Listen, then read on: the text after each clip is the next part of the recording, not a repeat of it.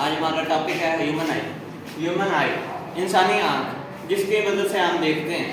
हम रोज़ बरोज़ कई चीज़ें देखते हैं, हम अपनी लाइफ में कितने काम करते हैं जो उन सब को देखने के लिए हम आँख का इस्तेमाल करते हैं। जिस बंदे की आँख खराब है उसका दुनिया में आने का कोई फायदा नहीं, क्योंकि वो देख ही नहीं सकता किसी चीज़ को, एंजॉय नहीं कर सकता। आँख, इसकी हम पहले डेफिनेशन पढ़ते हैं। Definition, I is an organ, ये हमारे जिस्म का एक ऐसा अज़ा है of a human body use for vision, जिसको हम देखने के लिए इस्तेमाल करते हैं। इससे हम चीज़ों को देख सकते हैं। अगर हमारी आँख खराब है तो हम किसी चीज़ को देख नहीं सकते। इसके आगे हम पार्ट डिस्कस करते हैं। Image formation, the image formation in human I is shown figure. हम इसके पार्ट डिस्कस करते हैं। Cornea, first part. Cornea is a transparent part that controls the that covers the front portion of the eye।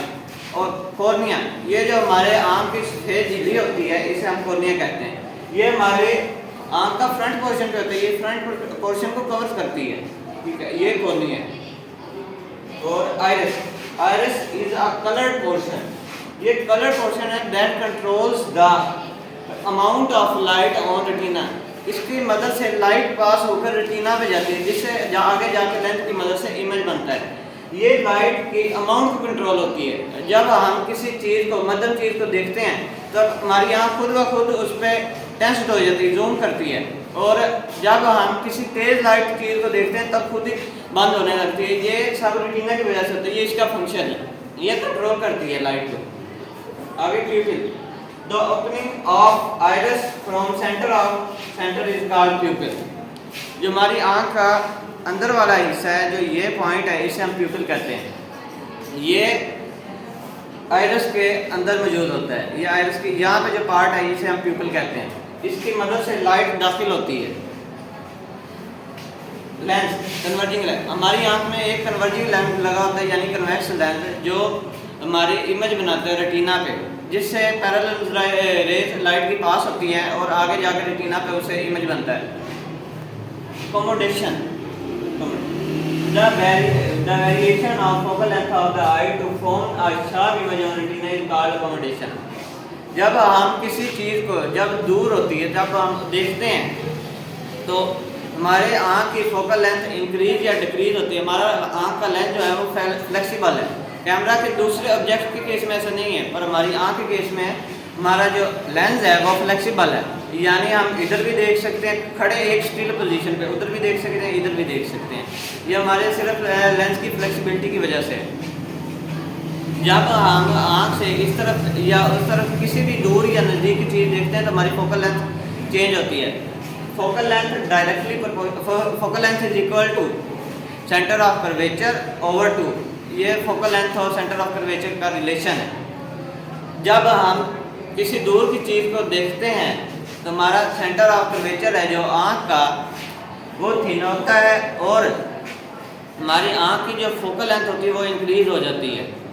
इसी तरह जब हम किसी नज़दीक की चीज़ को देखते हैं तब हमारी आँख टेस्ट हो जाती है, रिलैक्स पोजीशन में नहीं होती और हमारी आँख की फोकल लेंथ कम हो जाती है और उसकी फोकल लेंथ पीछे थोड़ा सा आ जाती है। वो फोकल लेंथ ज़्यादा थी, अब जब लेंस थिक हुआ तो उसकी फोकल लेंथ कम हो गई। इस प्रोसेस को हम कहते हैं अकोमोडेशन।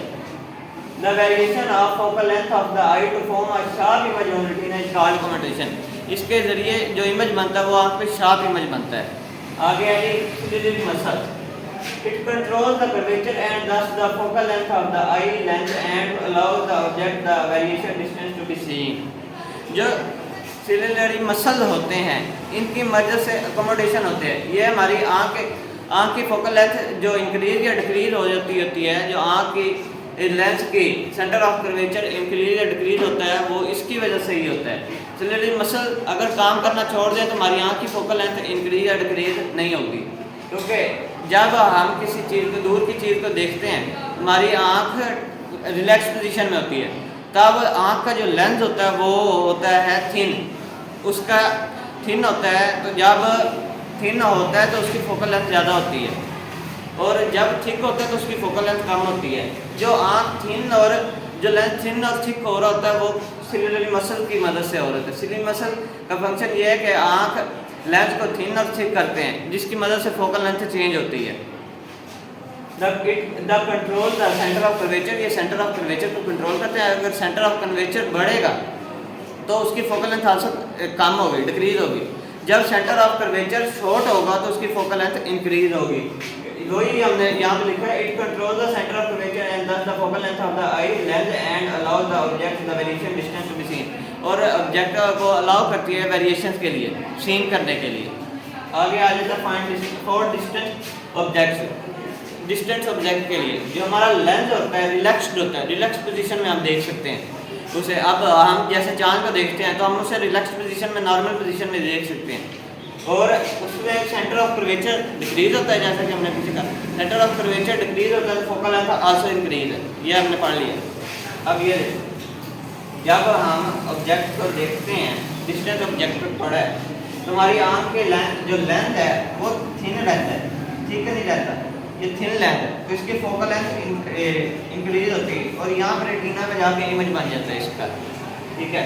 और क्लोज ऑब्जेक्ट, जब हमारे नज़दीक ऑब्जेक्ट पड़ा होता है, नज़दीक ऑब्जेक्ट को देखने के लिए हमारा लेंस थोड़ी सी आँख बंद हो जाती है, फोकस करती है, जूम करती है, वो तब जो लेंस की पोजीशन होती है वो टेस्ट हो जाती है, लेंस थिक हो जाता है। वही हमने लिखा है test lens, centre of curvature उस टाइम उसका इंक्रीज हो जाता है और फोकल लेंथ डिक्रीज हो जाती है।